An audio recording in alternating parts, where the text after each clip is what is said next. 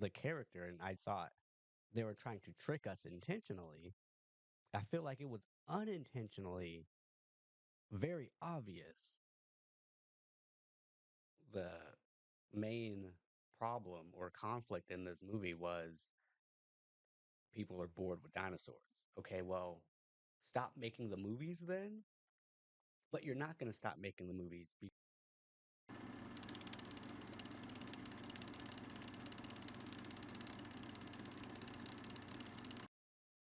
I just got home from seeing Dracula. This movie is really good. It's a love story. It's a tragic love story about, of course, Dracula. Caleb Landry Jones stars as the titular character. And Dracula loves two things, he loves God and he loves his wife. And in order to earn the love of his God and be able to enjoy the love of his wife, he fights for his country.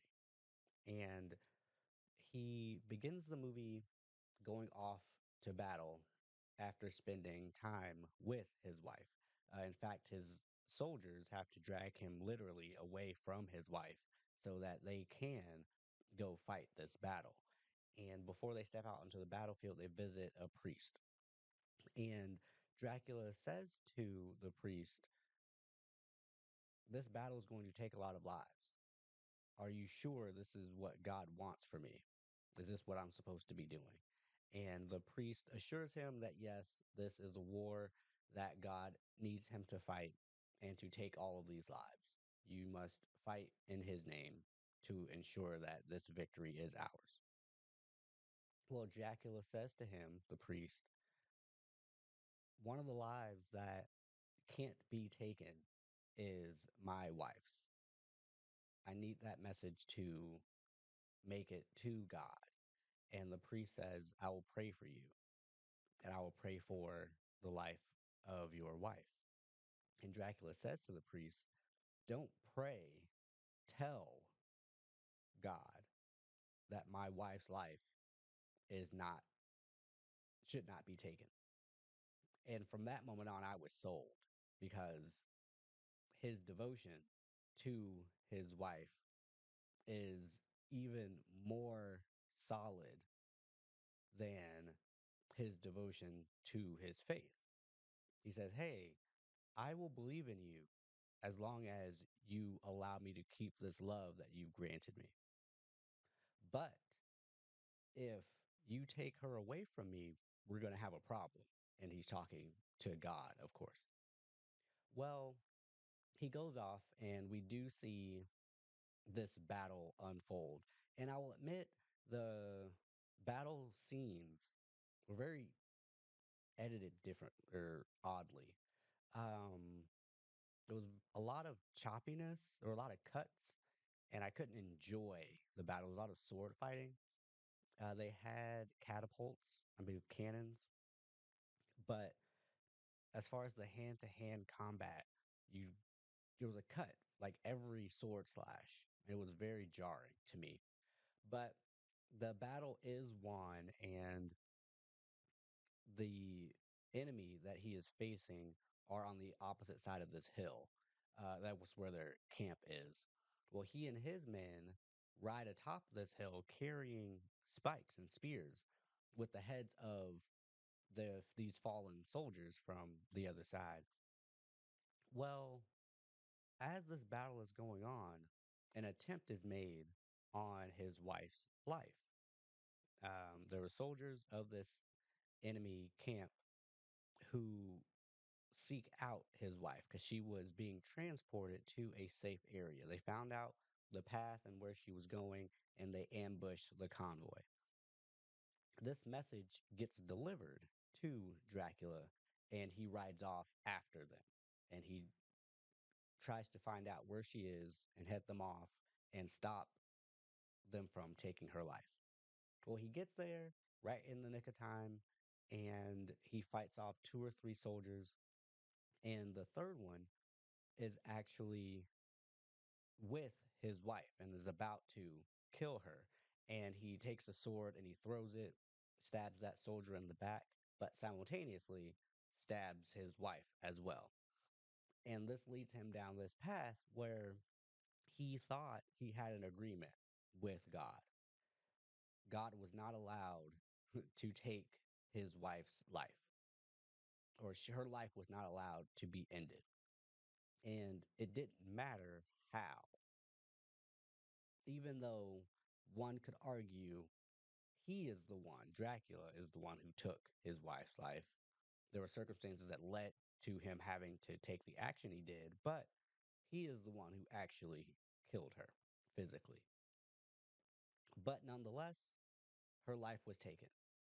Therefore, their agreement is null.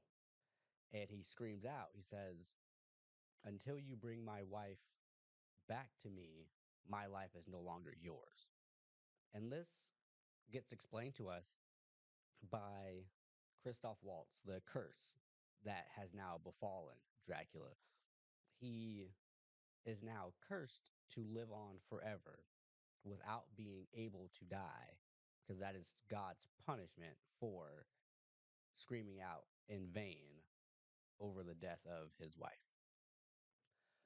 Well, Dracula, for 400 years, is waiting, undying, for his wife to come back.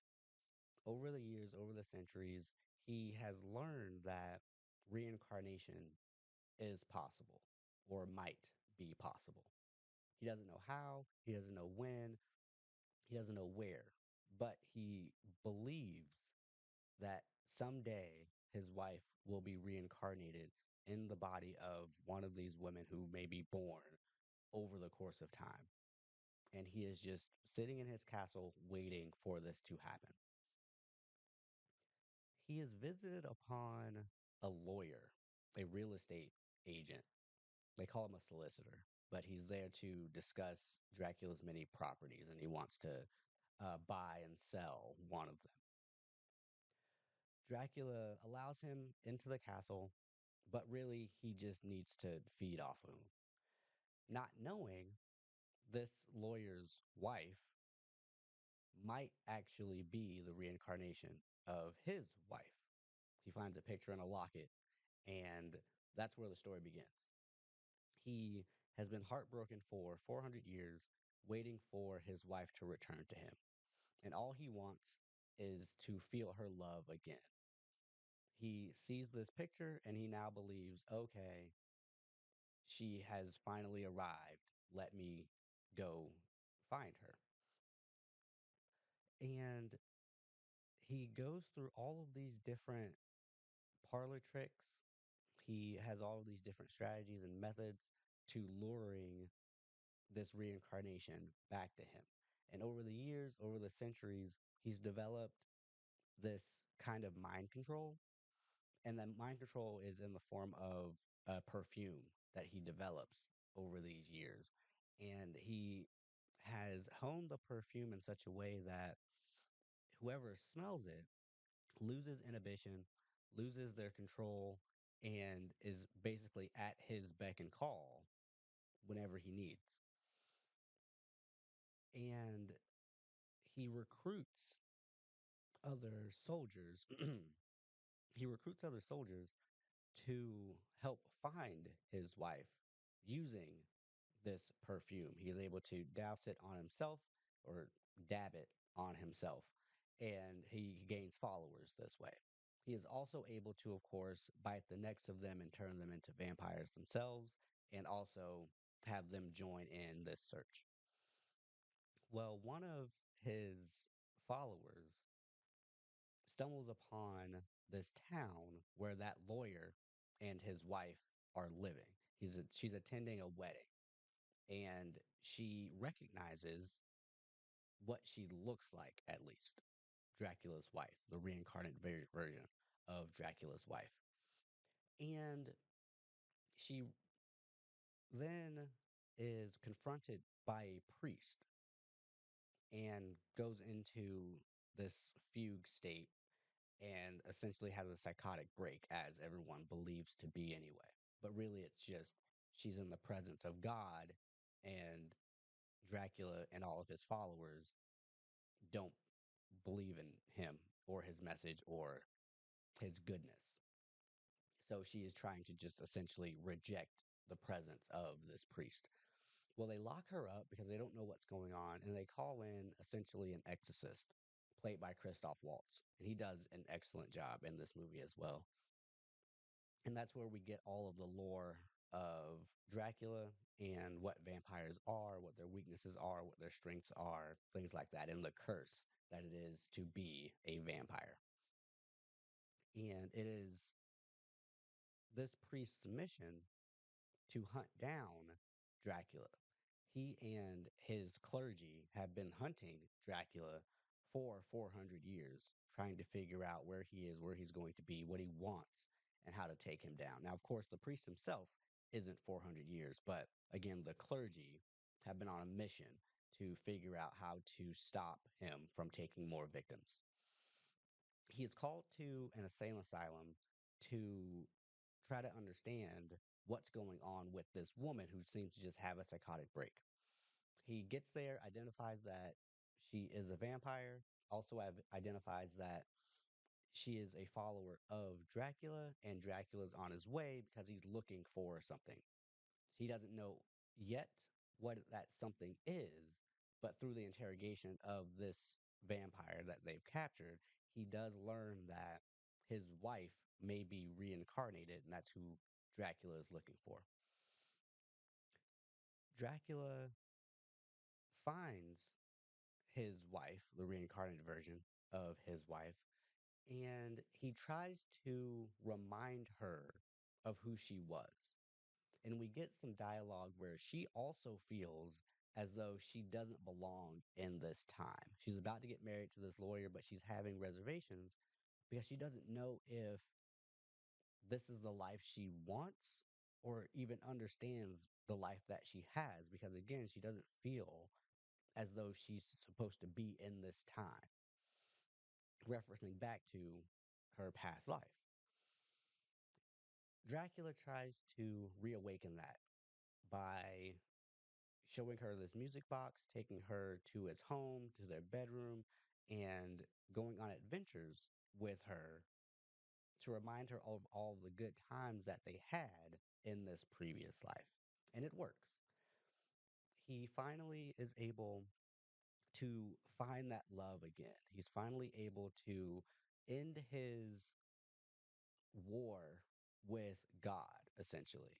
His wife's life has returned to him, and they can now live happily ever after. But, and this is something that was kind of disappointing for me, the ending of the movie, the priest, Christoph Waltz's character, convinces him that although he is happy now, although he believes that his wife has returned to him, she is not actually his wife. She was born at a different time, so it's a completely different person.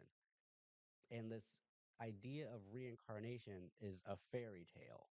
She is sacrificing the life that she has now for you, and you've convinced her that she has been reincarnated. It's not real. So she is essentially ending her life to be with you. And Dracula has this moment of clarity the movie presents, and he allows himself to be killed and free this woman from this bind that he has her under. And the reason that that was disappointing, it was disappointing for two reasons. One, I didn't feel like Dracula needed to die for the story to be told.